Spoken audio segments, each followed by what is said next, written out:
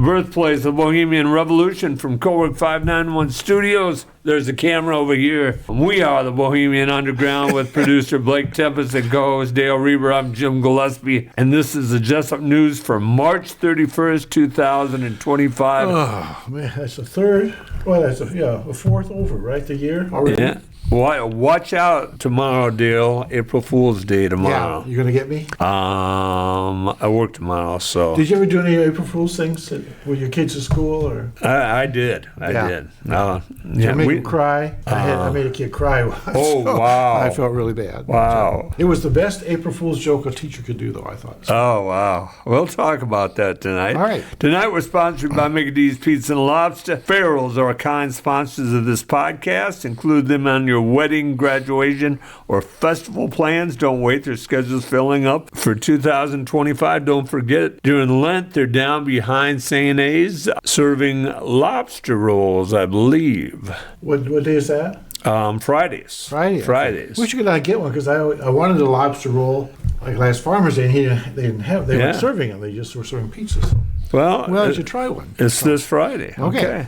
I'll write that down. All right. Another sponsor who's been with us since our birth is of the Steve Brown Art Center is Derek's Repair, located in Jesup, Iowa. Contact Derek Marty for your car repair needs. Also, check out the podcast, What's Up with our friend Bubba Seaman. He seems to, he's been hitting out of the park with some guests from all over the world. Oh, is recently. that right? He had a Canadian guest on. Wow. Was he nice? Or? Former hockey player. Yeah. He was a good guy. He was a real good guy. Because they're getting a little surly up there. They are. They are. I don't blame them. Of course, I understand that. Yep. Also, check out the jam session that we have the third Sunday of every month. Although we're not having it in April.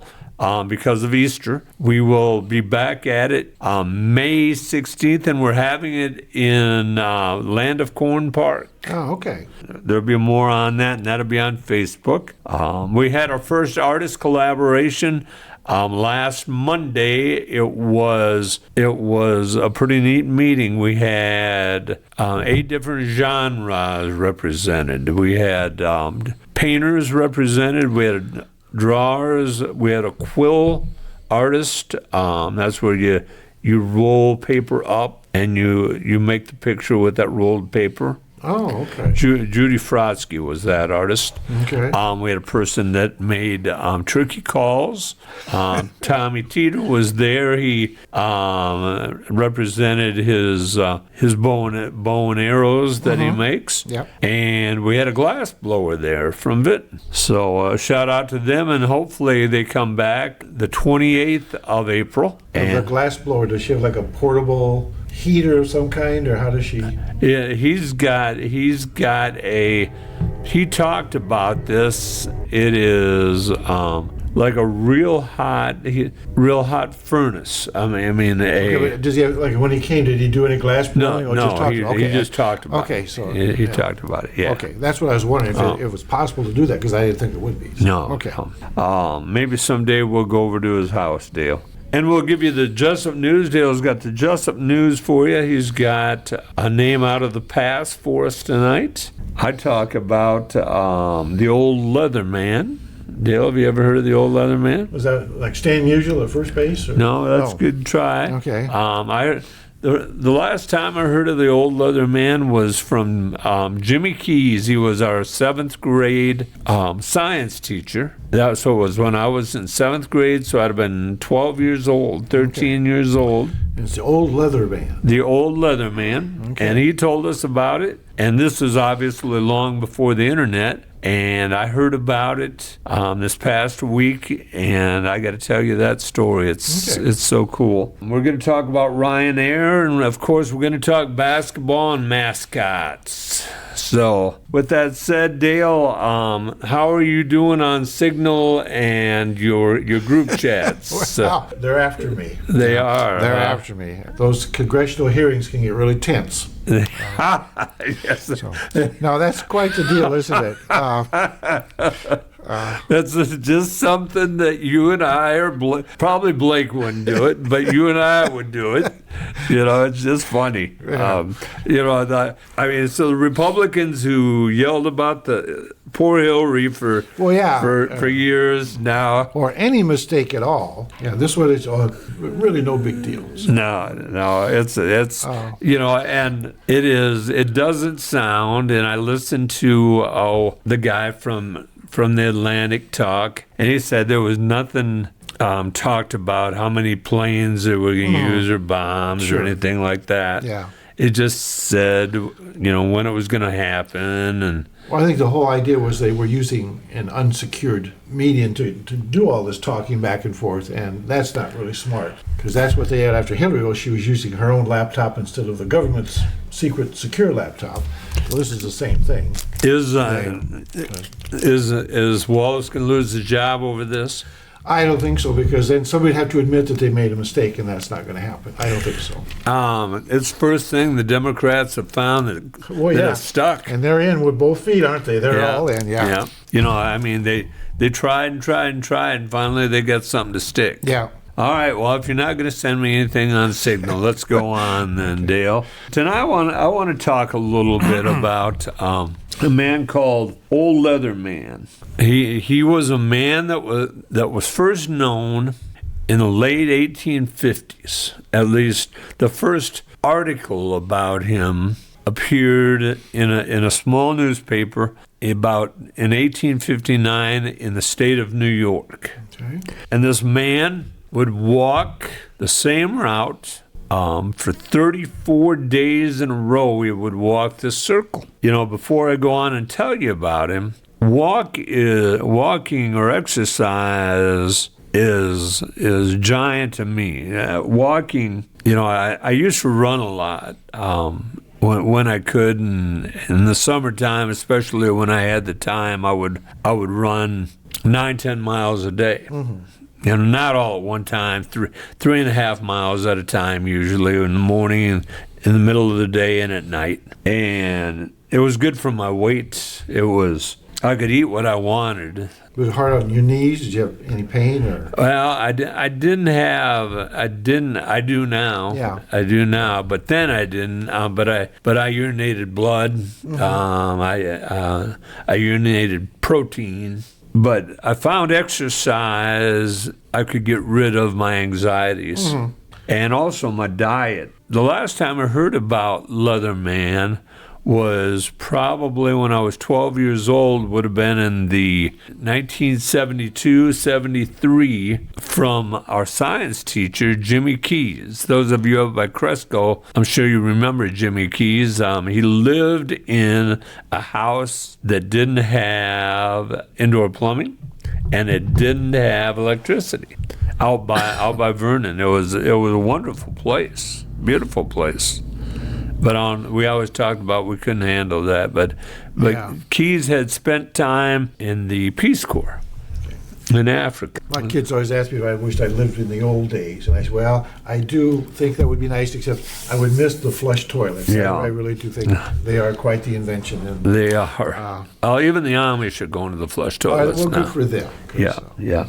But when the Civil War ended in the 1860s, there were all sorts of vagabonds walking the country. A lot of those guys, had lived off adventure for 4 years, experienced death of their friends, had post-traumatic stress disorder, and one guy that they don't know was the Old Leatherman out in the state of New York.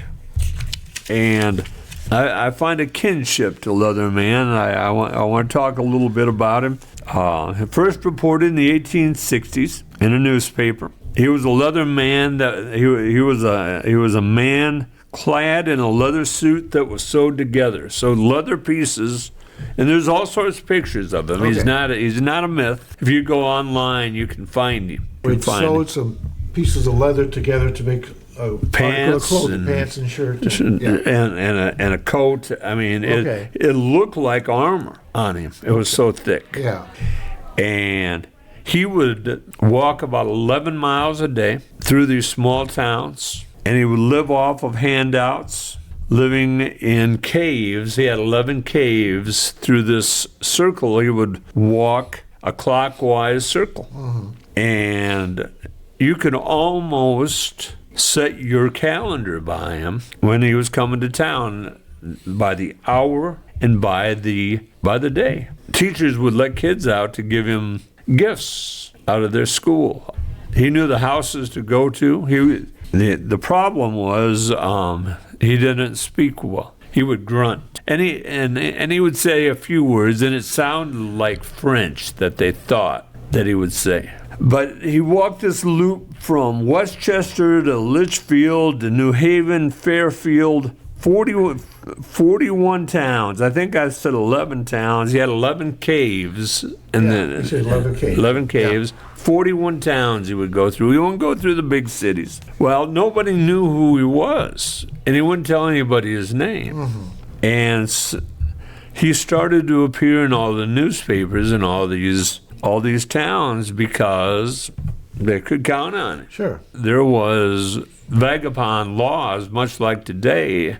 People didn't want bums coming in, but they accepted him because you could count on it. So a guy in one of those newspapers wrote a fictional tale and called him Jules Burgley, a Frenchman who had asked for a woman or a girl's hand in marriage, and her father was a leathersmith in France, a wealthy leathersmith. Her father said, okay, you got to work for us for a year and prove to me your wealth.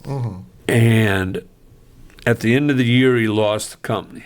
And so he left his one true love and came to America. That was a fictional tale. But that was in a newspaper as if it were news. Yeah. They used to do that sort of thing. Yeah. Wow. So this guy was a legend. He was a folk hero. And he was on postcards, Dale.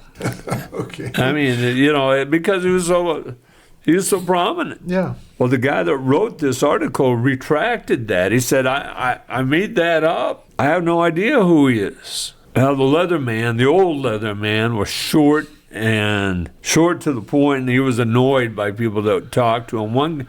One family that had fed him for years, usually he liked to eat sandwiches and coffee, and they brought out a watermelon, and he just got mad and left. Didn't go back to that family ever again. Another family, they got a dog and never went back to that house again. At his caves, he made little places where he could put stored apples. He had wood piled in his caves for fire to keep wood dry. He would make gardens outside of caves, so when he would walk to them, there'd be food for him. Okay. Everybody loved him. Very few people hated him because he came, and you could count on him, and he didn't hurt anybody. Somehow he had money, though, because he would go into a general store and buy certain things that he needed. But nobody know how he got that money. But this is one of those stories where I'm sitting here wondering, okay, where is this going? Yeah. Well, I mean, you're getting there. Okay, he was the old Leatherman. He was true man. He was a true New York Leatherman. Okay. Well, toward the end of his life, he started to develop a real bad sore on his lip. And a lot of people figured what he would do is he would stop outside general stores and pick up cigarette butts and smoke people's cigarette butts, and he also loved to chew tobacco, and they figured he had gotten mouth cancer. And by the end he had a hole in his mouth, and he would dunk his food in coffee. Most of it would come out of his mouth. Yeah, okay. It was bad. On March 24th, 1889, in Mount Pleasant, New York, they found Old Leatherman dead. They took him to Ossining, New York, to a cemetery there, and buried him, put a monument on, and they put a plaque on, and that told the story that newspaper man had said about how he was a Frenchman. Come 1953, they decided to move Leatherman because it's too close to the road. They were going to move him inside of the cemetery farther. Well, all they dug up was some nails and some wood, just a little piece of rotten wood. You know, I mean, that long. It was almost 70 years. So there are no bones. No bones left. The Leatherman was gone. But they moved his grave, and there's a rock now with the plaque that just reads the Old Leatherman. Okay. But now you think about it, and there's theories of who this man was. And if you look at the pictures, he looks African American. He could have been a freedman that had no place to go. Mm-hmm. Could have been autistic, mentally handicapped, mentally ill. Could have post-traumatic stress disorder. But you know, the neat thing is most of us talk about giving up and leaving society. He stayed in society, Dale. He didn't leave society. He held on to society. Because he was a social person. Yeah. And all these stops. Yeah. Okay. The Leatherman holds close to my heart because he didn't stay anywhere long. People would ask him to stay at their house and rest, and no, gotta go. So that's the Old Leatherman. Do you remember why the science teacher felt it important to tell his class this story? Or? You know, I don't. He just, okay. All I remember is him telling us about the Leatherman. Yeah. Well, you know, he was always telling us about surviving. And this guy, the Leatherman lived in caves and stuff. Well, the teacher was kind of surviving in a way, that most people weren't, with no plumbing and the wood heat and that sort of thing out by himself. That's right. That's right. So that's the Old Leatherman. Didn't really have a good ending for you there, Dale. I let you down. I kept thinking there's got to be okay. Right. No, that's fine. It's an interesting story, and it's amazing how you can find those kind of stories all over the country. Yeah. Vogel Lake, the park they made up there, they had to move some town because they were going to flood all that. And they ended up not flooding as much as they could be and ran out of money. But there's a church and a cemetery left from this one town. And in the cemetery, on a grave, there's a statue of a man standing holding a rifle, almost full size, and there's a dog at his feet. And this story has been written up several times in different newspapers, but the story is that he worked all his life on this one farm, and when he died, his dedication had been so just overpowering to his work on the farm that the lady who owned the farm sent to Italy to have a monument carved. Interesting. For this man to go on his grave, and it was coming on the ship, and the ship was in rough water, and it was broken, and so she ordered another one. So she was that determined, and so put the statue there, and then the story was that the dog would come every day and spend the day laying on that grave. And so that when the dog finally died, they opened up the grave and buried the dog down there too, and then she had a dog carved to stand beside the man. And you can still go up and see that. But the point is that that's a kind of a tale story, probably is true around here, and they have the Leatherman there, and all over the country there are these kinds of stories that would be real interesting to collect and put all together sometime. It would be. That'd be a good job for Blake to do. So. Yeah. Every Wednesday he can report on what he's found out. So. This is Steve Brown Arts Center Podcast Network. Dale, what do you have for local news? Well, there's a few things. We got a new library schedule coming out, and I just thought the chat book is going to come. Is called The Measure by Nikki Ehrlich, and I am not familiar with that at all. But that's April 21st. So if you want to be in this book chat club, now's a good time to go get that book and get reading on it, because you have until the 21st of April. Again, the name of it is? It's called The Measure. Okay. By Nikki Ehrlich. I called up Allison, remember Allison that was here? Yes. Allison Brown, because she had just finished proofreading it when I asked for a copy, and so I got home, I called her, I said, well, on your chat book, you still have last month's book pictured there. She said, oh, so she had to change that. So I thought, mine is probably worth a lot of money because it'll be the only one with a... Oh, there you go, yeah. Just like a coin that's got an upside-down eagle or something. You marked on it, though, Dale. Well, that's all right. It just makes it used, see. So. Okay. All right. And then the Books of Brew book club is April the 7th, and they're going to discuss The Unhoneymooners by Christina Loren, and I'm not familiar with that either. The Unhoneymooners. I heard about an unhoneymooner thing today. This guy came home from work and he saw his suitcase on the porch. So he kind of nudged it with his toe, and it was packed full. And his wife came to the door, and she said, "I want a divorce. I think you're the most miserable human being, and I want you to be miserable the rest of your life. I hope that every day you live is miserable. I hope that every day you live is worse than the day before." Well, the guy picked up his suitcase and walked in the house, and she said, "What are you doing?" He said, "Well," he says, "I thought you were telling me you wanted me to stay." I thought that was pretty good. That's a Howard Beyer joke for those of you out there. So this month they're having the Caregiver Support Group on Thursday, April the 3rd, and that's with the Stacy Isley of Care Initiatives out of Waterloo. The 18th of Friday is they're having a game day, and it must be a group called the Dealt Hand. Have you heard of that? It's capitalized. It says, "Join the Dealt Hand for a morning of board game." And then the Dealt Hand again on April the 18th is going to learn the basics of Dungeons and Dragons. You ever played that game or been involved with it? No, I have not either. And it really had no desire to. But our last week's guest, remember, Alex DeGrief talked about playing Dungeons and Dragons here in town. So, Thursday still, 8 to 9, they have the Fun and Play for the little kids. They're having a crime writing workshop, which sounds on Tuesday, April the 8th at 6 o'clock. Award-winning author Betty Brant Pasick will lead participants through a workshop on writing crime novels and will also be available to answer only any questions. And no experience is necessary. Do you like crime books? Have you read a lot of those? Or I used to love. Who was the English woman writer that wrote Hercule Poirot and that?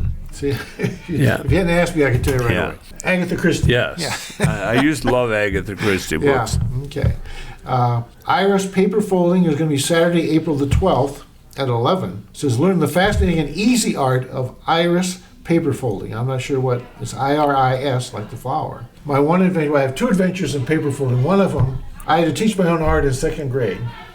And so one day I was going to teach paper folding. I had this page. Like a young fool, I did not spend the night working on it. I just said, okay, you just follow these directions. I'll do it, yeah. So I get the kids there, I give them their piece of paper, and we start folding, and pretty soon I'm just as lost as I can be. And the kids are lost, and I just pick up the wastebasket, walk up and down the house, and here, drop it in here. That was, so I never did paper folding again. So, Chalk the Walk on Monday, April the 21st from 1 to 3. They're going to join the Riverview Center and the Jesup Public Library to chalk the walk with large positive messages on the pavement outside the public library. Chalk will be provided, so come anytime during that 1 to 3 time period, and you can do that. And again, the movie is April 28th, and it's called Here, H-E-R-E, and it stars Tom Hanks and Robin Wright, and I'm not familiar, I don't remember that movie at all, do you? Or Here, H-E-R-E is what it says. Is that the one where he was a retired gentleman that didn't get along with anybody, and this neighbor moves in and changes his life? It could very well be, I don't know. I think so. Yeah. Because I actually saw that movie years ago. So I don't remember. Okay, well, that makes sense.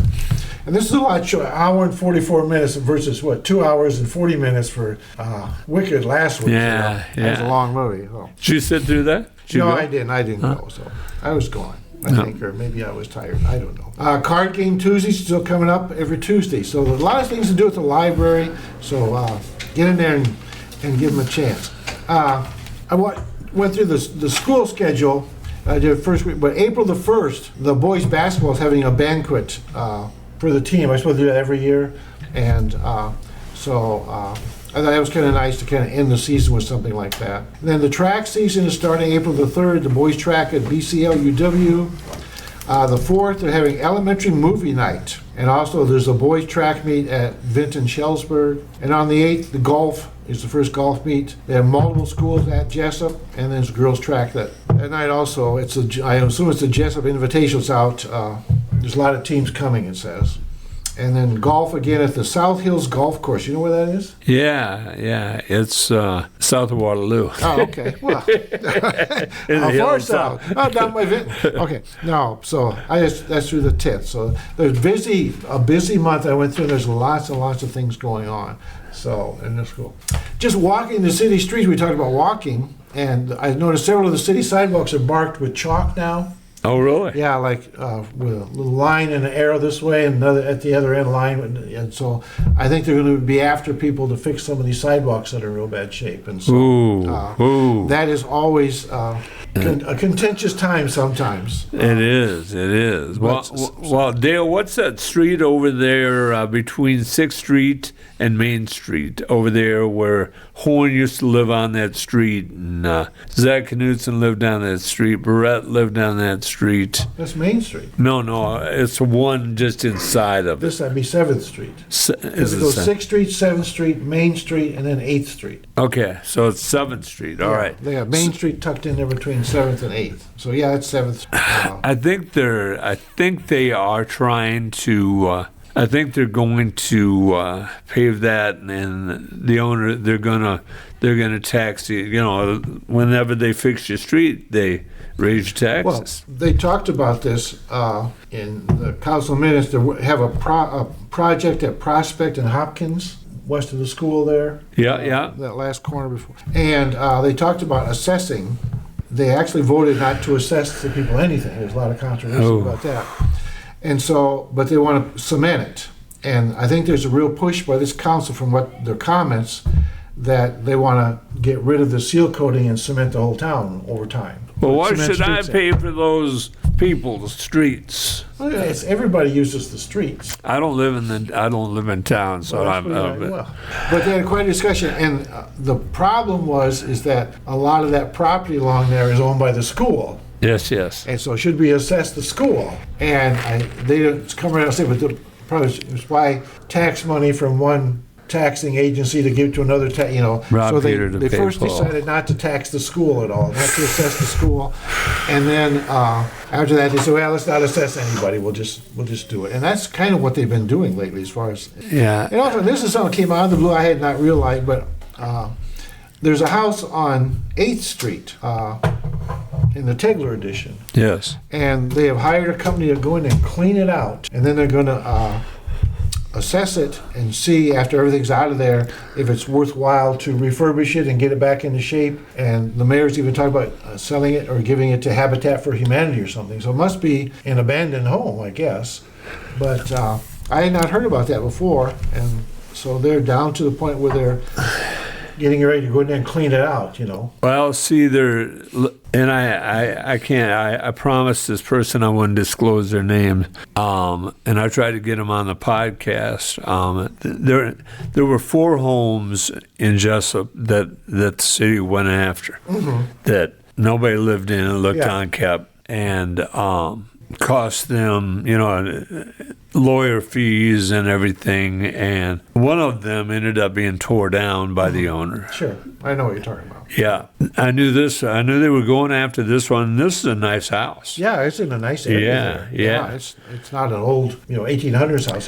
Hadn't been there that long. So. But it's a mess outside, and they said it's a mess inside. But see, all 4 of those houses, the owners didn't live in town. Yeah. And so it was easy to go after him. Sure, yeah. Sorry, Mayor. I remember being involved with that once where we went in to help clean out a house, and the basement, the trash in the basement was level with the top of the dryer. You couldn't walk on the floor. You had to walk on this trash, and just full of, prescription drugs for the kids and junk. It looks like they didn't take anything. And that was a real mess. That house ended up being torn down because they said this can't be saved. So I always feel bad when those things happen. It is, and there is, out of sight, out of mind. If you don't have to deal with it. Yeah. So, but that's neat if they can reuse that. Yeah, well, that's what. But I guess just reading between the lines, they have to get everything out of there before they can really get in and inspect it and see what kind of shape it's in. And actually, the price was below $5,000, which wasn't much. I didn't think for this company to come in and do it. And plus, there's extra $15 for every appliance. So I imagine. Because there's a discard, fee that landfill charges. Yeah. So I imagine that's what that is. One more thing. Now you probably think, who's the stingiest politician or the tightest? The tightest. Yeah. It's not Donald Trump. For being stingy. Jimmy Carter. Huh? Oh, in Iowa. Yeah. Well, Still alive today. the governor of, No, worse than that. in Iowa. Yeah. Oh, come on, Jim. Chuck Grassley. Oh, Yeah, sure. Chuck Grassley. Well, there was a congressman from Iowa who made Chuck Grassley look like a Roosevelt New Dealer. I mean, and can you remember his name? You might know him. You were alive when he was in Congress 26 years. His name was H.R. Gross. Yep, I remember H.R. Gross. And he was famous for several things, but one of the things is the bills in the House of Representatives, when they're introduced, they get a number. And he always reserved, so he always, every session, he had a bill H.R. 144, because that is a... Oh, H.R. was his initials. H.R., but why did he want bill H.R. 144? I don't know.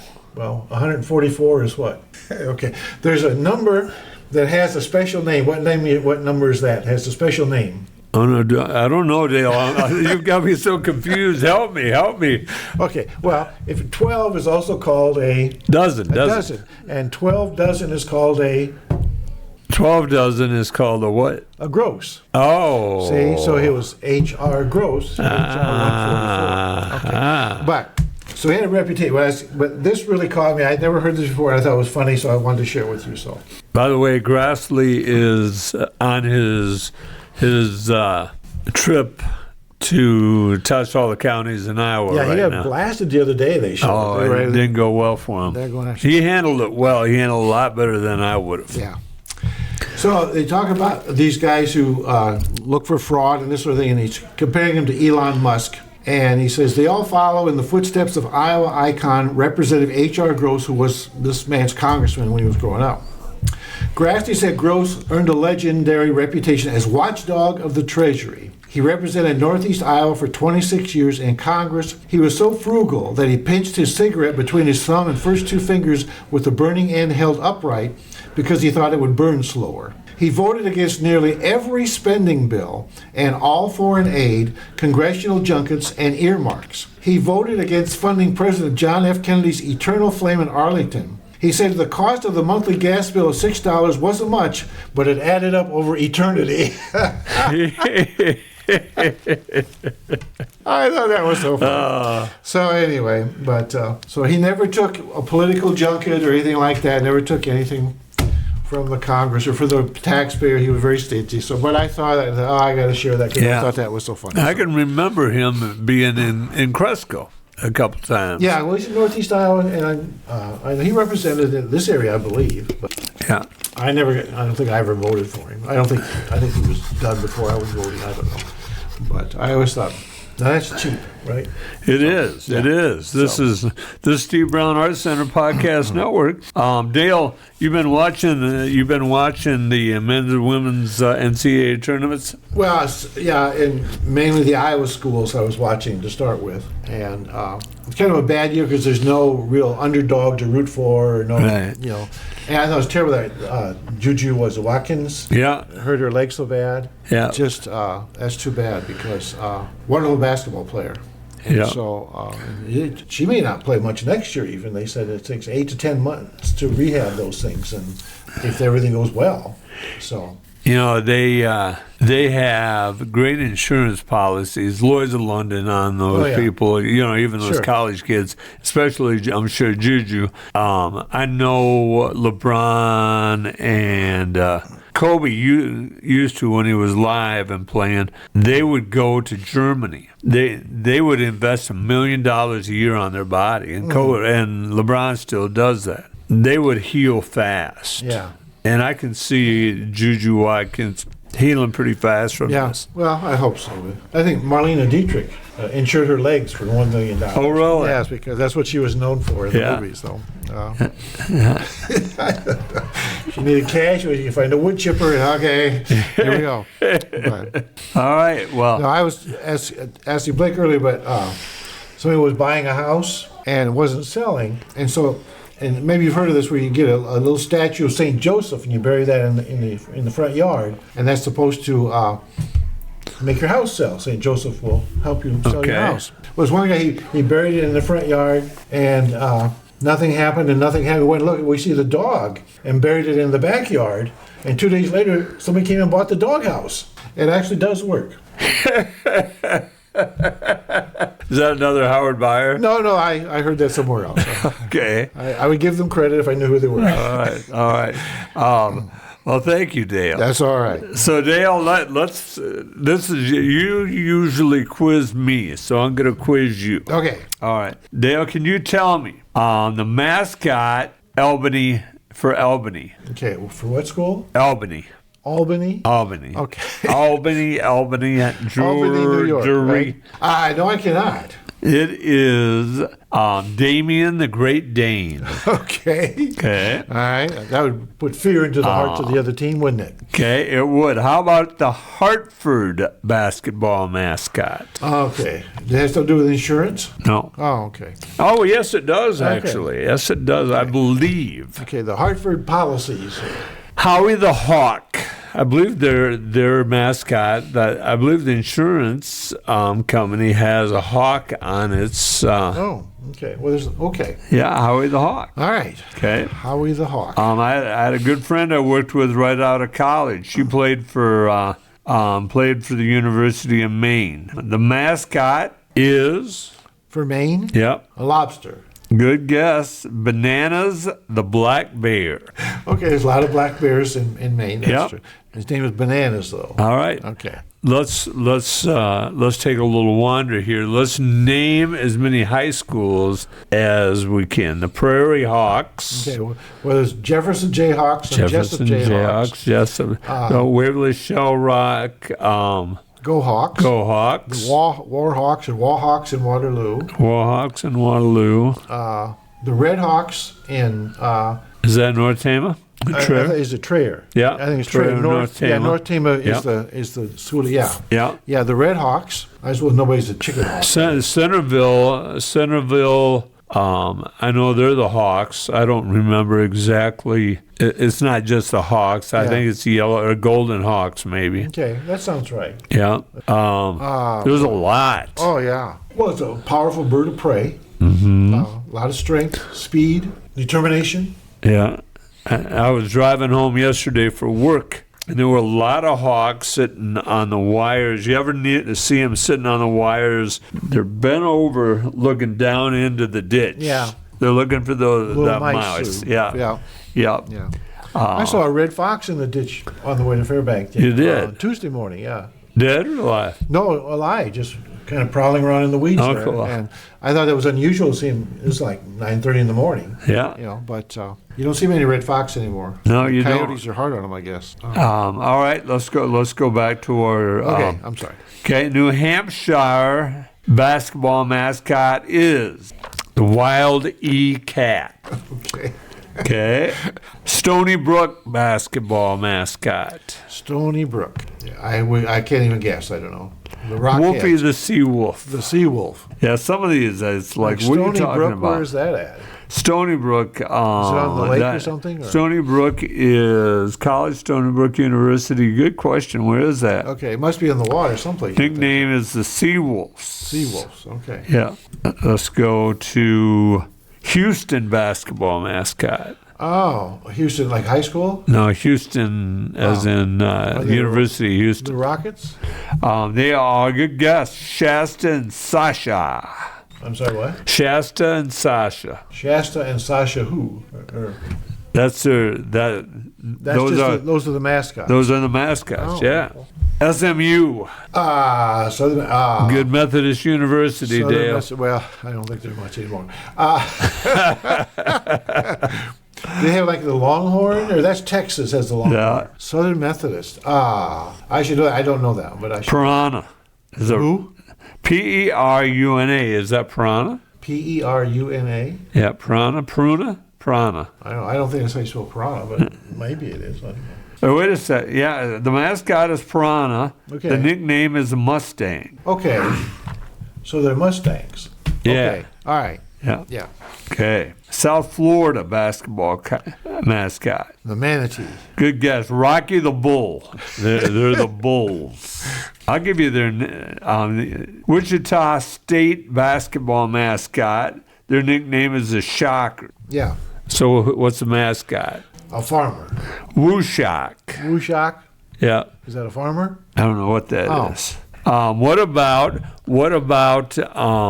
Arkansas? Oh, the Razorback pig. Yes. So Who's that's the mascot too? Yeah. Yeah, Woo-Suey. Yeah. Yeah. All right, let's make these Iowa Hawkeyes. Herky. Yes. Okay. And UNI is T, right? The Panther. The Panther. It's just T. I think so. Yeah, I think so. And Iowa State is at Cy, the Redbird. Okay, what about Duke? Oh, the Blue Devils. Yes. One more here. You got Slippery Rock in there. Slippery Rock. It could be. Okay. What about Notre Dame? Oh, the Little Priest. No, it's a Little Irishman. Leprechaun. Yeah, Leprechaun. Yeah. That's a Little Irishman. So. Yeah. No, I get a kick at the University of Michigan. They always give the Slippery Rock score at every football game. Yeah. For some reason. Yeah, it's just become a thing. Oh, and they've done it for years and years and years. But sometime during the game, they'll give the Slippery Rock score. This is T. Brown Arts Center Podcast Network. Dale, have you ever heard of Ryan Air? Ryan Air, Ryan Air. It's an Irish airline. Oh, AIR? Okay, an Irish airline? No, I have not. It is. Aer Lingus is the national airline for Ireland. Okay.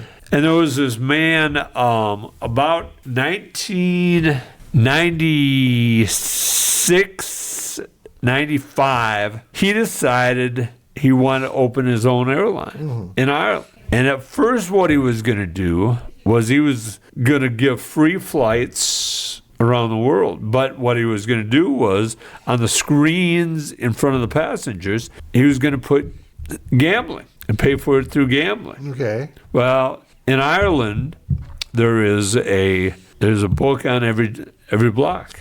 So that would have went over big. Sure. And they wouldn't let him do it. But he has made a go of this deal. Ryanair has run out European airlines. The airlines hate him. The people love him. Mm-hmm. For example, one day he decided he was going to have you could get a flight to Milan, Italy for $10 if you stood on the plane. This is from Dublin or Ireland? From Dublin or Limerick. From Dublin or Limerick. Italy for $10. For $10, but you had to stand the whole time. Okay. Well, that would be too dangerous. Yeah, they wouldn't let him do it. No. So he decided to change his airplane. So he took the windows out. He took the pockets out of the seats, so you couldn't put anything in the pockets. Uh-huh. For the shorter trips, he took the bathrooms off the planes. Some people attacked him on social media, and he attacked them right back, saying, "You don't like it? Fly your own plane. Don't use it. Yeah, Get your own airplane." And his average flights are $30 a flight. It's a ticket. Per ticket. Okay. It's amazing. Yeah. It's amazing. And what kind of plane, does it say what kind of planes he's flying? It doesn't, but I've seen him. I've seen Ryanair on jet tarmac. Planes, They're right? jet planes. Yeah, okay. Yeah. All right. He comes up with all sorts of ideas. Doesn't always do them, but comes up with ideas. Sure. And he is making 35% profit, where the rest of the industry is making 6% profit, Dale. I find it hard to believe, but it must be something. People will get behind somebody like that. You will.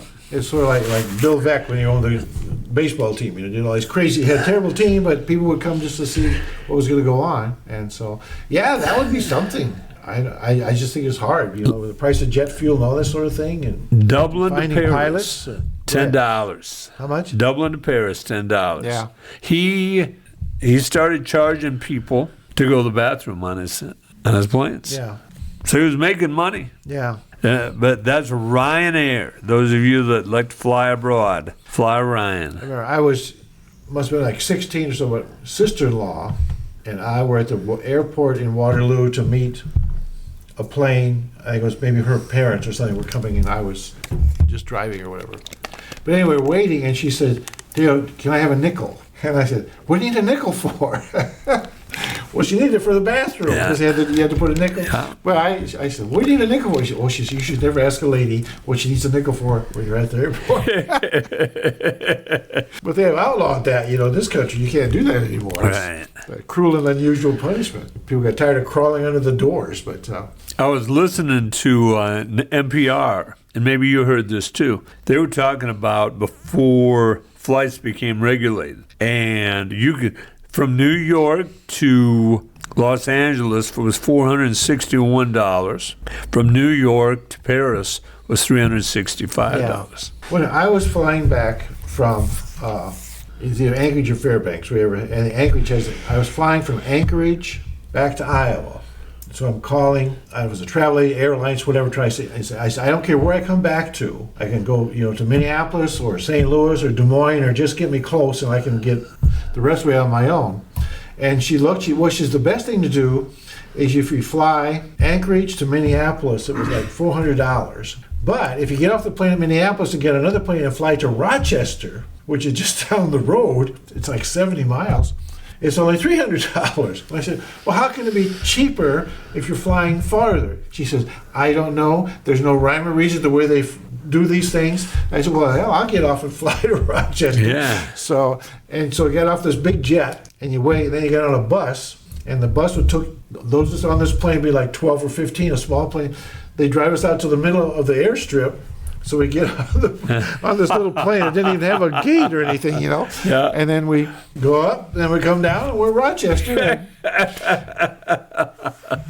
There used to be in Iowa, it's called Ozark Airlines. Right, I remember small? Ozark. And I remember, I didn't start flying until I was out of high school and be on leave and this sort of thing. But Ozark Airlines, I flew them once. Hip-hopped across the country to get to California. And I thought, this is the worst experience, up and down. So then I had to go from California to Camp Lejeune in North Carolina.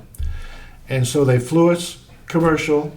There's three of us. I think it was on United Airlines, nice jet, meal service, everything. You got off at Atlanta. Then at Atlanta, we got on something called Piedmont Airlines, which was Ozark Airlines South. Yeah. And we just went up and down, just puddle jumping across till we got to, I think it was Williamsburg, North Carolina. But I thought, those are the worst. But then this little plane that flew us from Minneapolis to Rochester, that was probably the smallest commercial plane I've ever been on. Yeah, It was quite the deal. I'll never forget, I flew into Belize City, and we landed out at the tarmac, and I thought, they're going to taxi to the... They just let us off, and the guy at the luggage cart said, "Hey, just jump on the cart with me." we all jumped on the cart with him. He took us. Isn't it nice, just to live that way? Just not all this other stuff we get involved with, but just casual. Yeah. So this what a is fun way to live. This is the Steve Brown Arts Center Podcast Network. Dale, we have 99 events this year at the Steve Brown Arts Center. Okay. I'm proud to say that we have a number of things coming up, and we'll keep you updated on that. Remember, this is this next month in M's Coffee, we have Judy Frotsky showing art. Okay, and when does that start? That starts tomorrow. Oh, okay. April 1st. So make sure you get in and see Judy's art. Local artist. Sure. And used to be Judy Wood. Yeah, nice lady. Mm-hmm. Remember, I'm trying to meet 12 artists. I'm working away. I'm to October now. Okay. So I have 10. So I'm going to make it. So did you count Judy as someone you met as an artist, even though you've known her for years? Or? No, I didn't. Okay. I could count her. Well, sure. Yeah. Yep. I think you're meeting them as an artist. You're not meeting her as a teacher, but as an artist. Sure. Yeah. Don't forget if you'd like to, if you have news or would like to sponsor us, email us at jim@stevebrownartcenter.org or call 319-290-0241 and leave a message. Dale, am I leaving out anything? I don't think so. I think we're doing well. All right. We're back to we have a special guest next week, and you won't have to just put up with Dale and I's shenanigans. Right. Hopefully Can't Dale's... say it or spell it, but we know what it means. That's Yes. right. Yes. Dale, opening day last week. Where did they? Here you go. Here's a little bit of trivia before we close out. Where did they used to have opening day every year? Yeah, in Cincinnati. Yes, they did. Very good. Yeah. And I wish, they got rid of some of those traditional kinds of things. But I always thought, I think it's nice when they have those old time traditions and they keep them up, even though they cost them money or whatever. Yeah. Television became involved. It makes a lot of difference in how they do things. It does. I'm Jim Gillespie with co-host Dale Rueber and producer Blake Tempus over there. As always, thanks to Kelly C. Haas for getting us in here. Tonight we came in after Mrs. Moon. Mrs. Moon she's okay, yeah, she had her. Yeah, and they're going to do that on Tuesdays. The next 2 months. Okay. So we're free to go. Late night for a while. Yes, it is. Okay. Thanks to the audience for bringing these stray dogs into your life, and remember, as always, each day is about little victories.